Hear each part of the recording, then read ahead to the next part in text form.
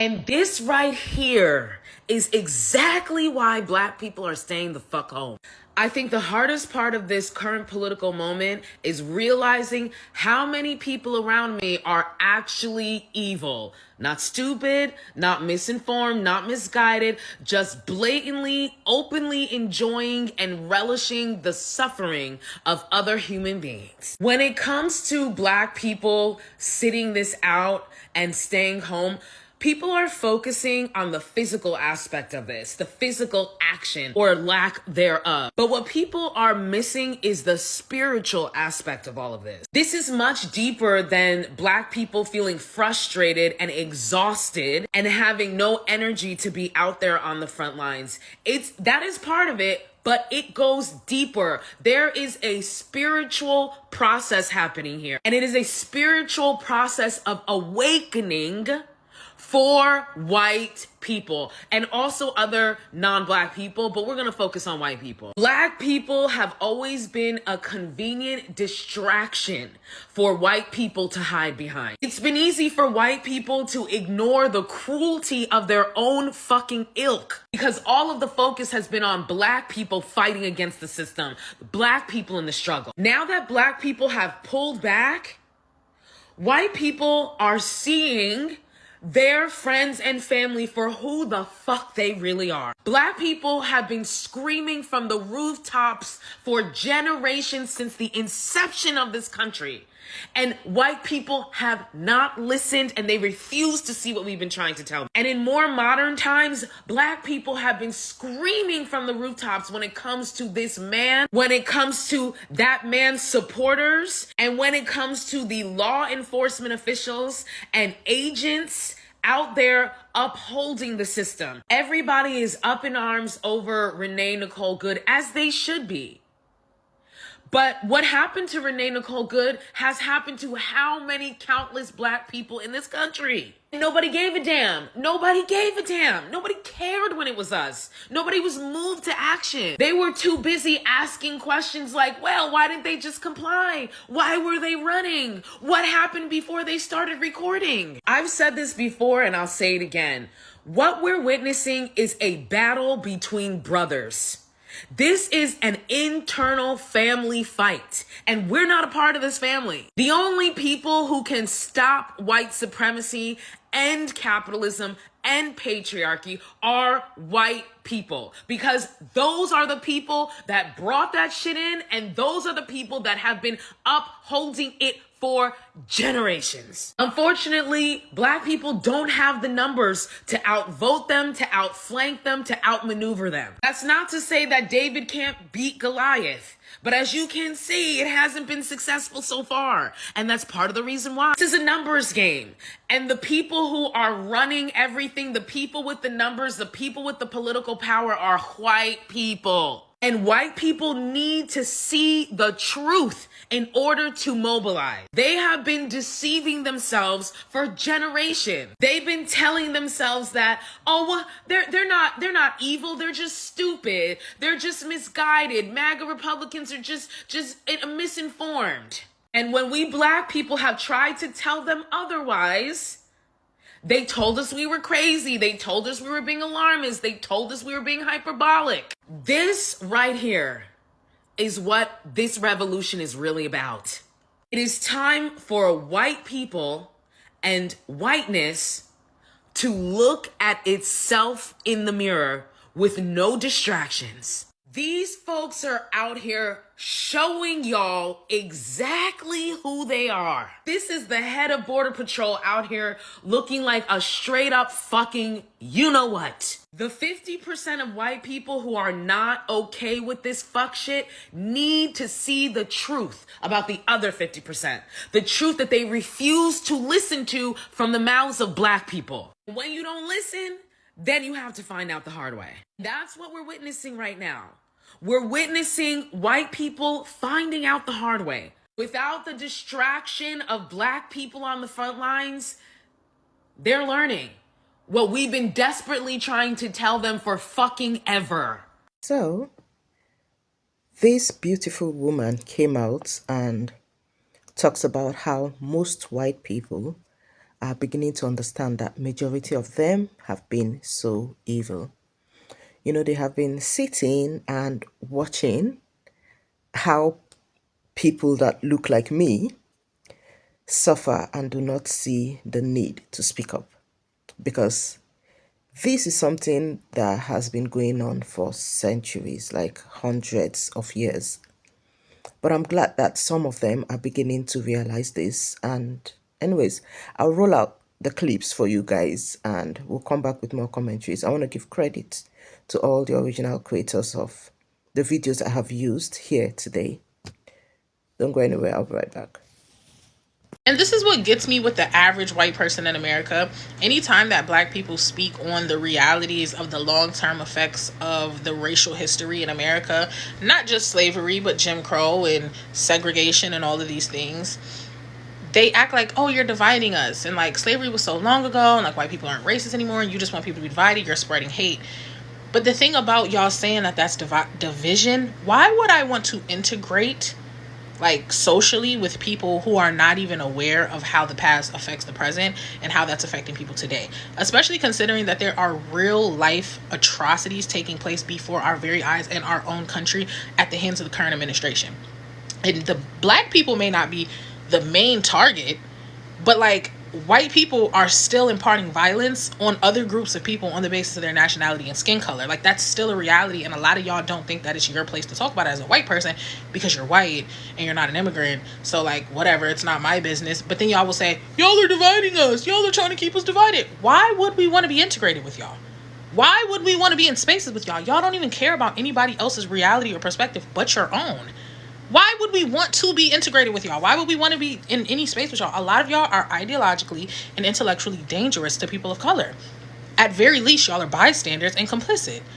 Why would we want to, like, hello? And just because you're not raising your hand to participate in violence towards people, but you're not doing anything to stop it either, as a white person who is the beneficiary of your ancestors' violence, they did it for you. I think y'all forget that part. They did it so that you could be a bystander and be complicit and not be actively participating in liberation of all peoples. They did it for you, and you're doing exactly what they wanted you to do, sitting around watching people be brutalized and still treated poorly and allowing systemic ideals to maintain and prevail and not doing anything about it. That's on y'all to fix. It's not on us. Like we can bring it, we can make it, we can make you aware of it, because obviously as a white person in America, you're not going to be aware of like the specific racial reality that everybody else has to deal with, but you could at least be willing to listen and learn and understand and then take action from there, and y'all aren't. It's like, you know what you know about race as a white person in America, and you leave it at that, and you just like, oh, like I pay my taxes and I put a Black Lives Matter sign up in my window and like, yeah, I'm doing my thing, yeah, I'm doing division, like nobody wants to be around that. So let's talk about something that is confusing a lot of people. So why would a person defend or rationalize a system or a person that does not work in their favor or may even harm them? So we're not just seeing stubbornness or ignorance. There's a little bit of that too. But what you're seeing for the most part is very psychological and very human. One of the big ideas here comes from something called system justification theory.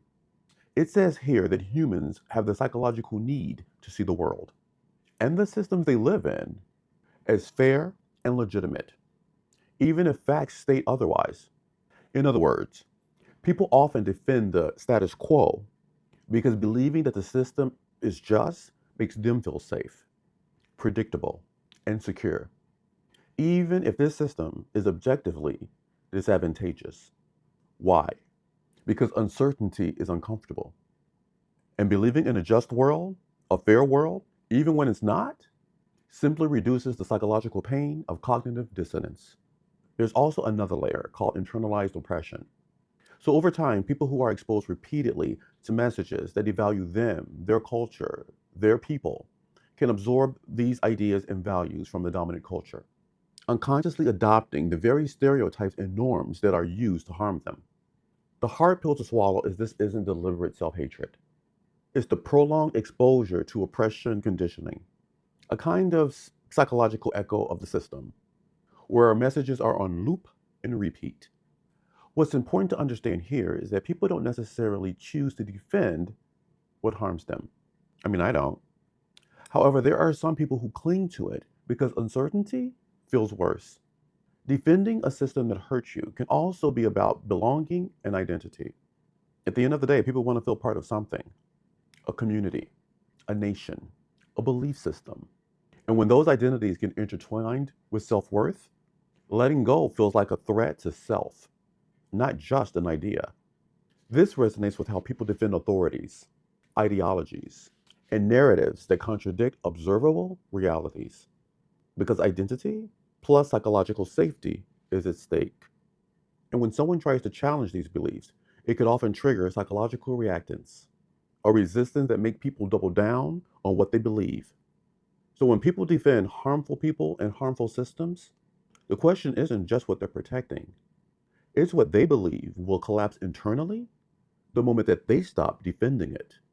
People don't always defend harm because they agree with it.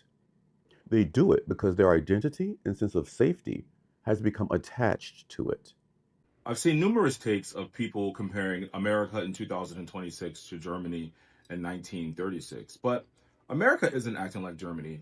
Don't forget what places like Nazi Germany and apartheid South Africa learned their methodologies from. They took it from the Confederates' playbook of slavery, segregation, black codes, Jim Crow, and oppression of black people and Native Americans. America is acting like itself, not the other way around. When we ask ourselves what's happening in this country, a lot of people are acting shocked as to how certain people could not hold humanity and human life sacred. Well, a lot of your grandparents and great grandparents were the ones that were throwing rocks at my grandparents, the ones that were lynching my grandparents, the ones that brought your parents to a lynching and like it was the carnival or a concert, the ones that were raping women, the ones that were shooting black people, sicking dogs after them. So the fact that these people are still alive, that experience that very real reality, inclusive of my grandparents, it's not far-fetched or shocking that this is the current state of the country. This isn't Trump's America.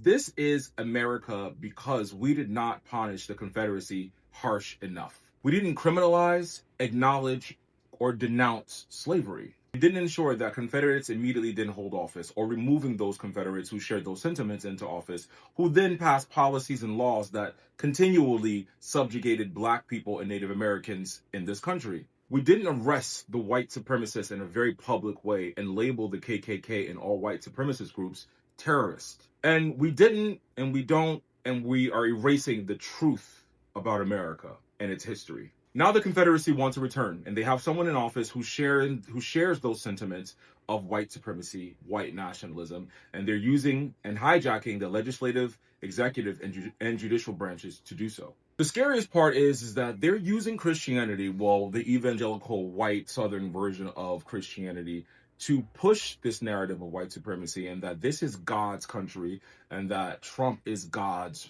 ruler put in this country to make it white again. A pastor in Minnesota, David Easterwood, was exposed as being not only an ICE agent, but the ICE field director in Minnesota. I'm not shocked because for far too long, the white evangelical version of American Christianity has been rooted in white supremacy. They don't even admit that God can save black people or black people are going to heaven. So when we look at America and we look at what's happening and we look at the lack of knowledge of our history, erasing of our history, these embers have always been waiting to catch a blaze somewhere. And with this president, this second term, they found fuel for the fire. Because it's okay to be racist. It's okay to be sexist. It's okay to be homophobic. It's okay to be a white supremacist. It's okay in 2026. These are all I could put together in this video.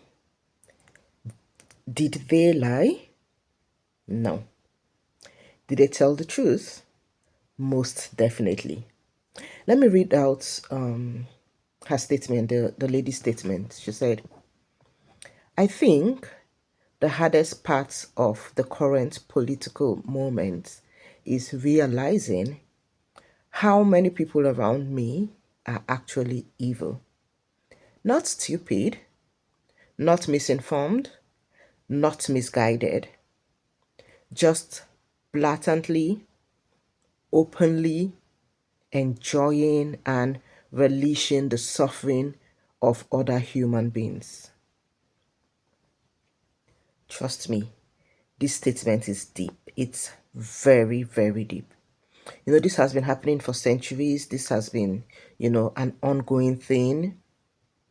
They have sat on this for far too long.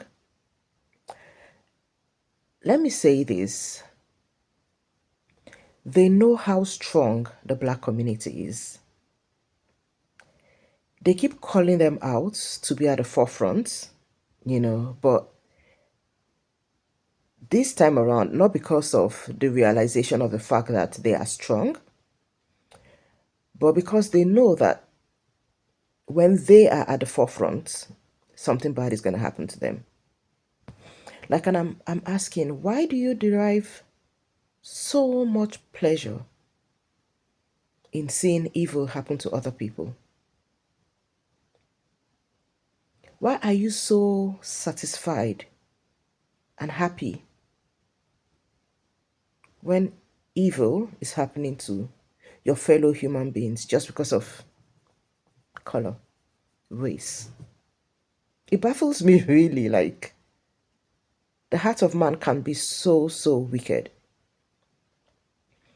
Anyways, I'll leave it to you all to discuss in the comment section. And as always, I want to give credit to all the original content I have used on my channel today. Thank you so much, guys. And if you're new on my channel, what are you waiting for? Please subscribe to my channel. Thank you so much, guys. And I'll be reading your comments down below. Let the discourse begin. Have an amazing day, guys. Cheers.